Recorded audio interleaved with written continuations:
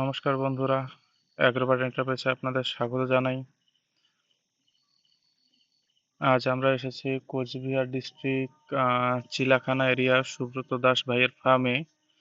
Farm আমরা complete করেছিলাম বেশ 15 দিন আগে।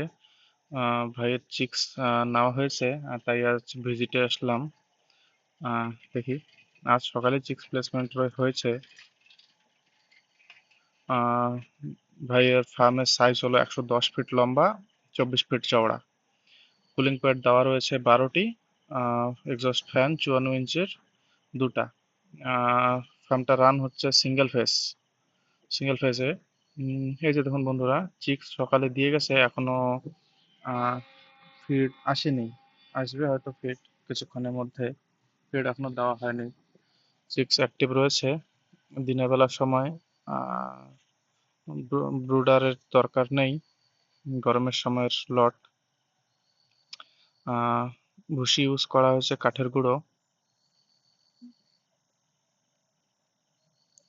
এই যে দেখুন বন্ধুরা, চিক্স বেশ ঠিক আছে। 0.8-এ চিক্স প্লেস করা হয়েছে এই ফার্মটিতে। এই যে আমাদের দুটো ফ্যানের সেট আপ।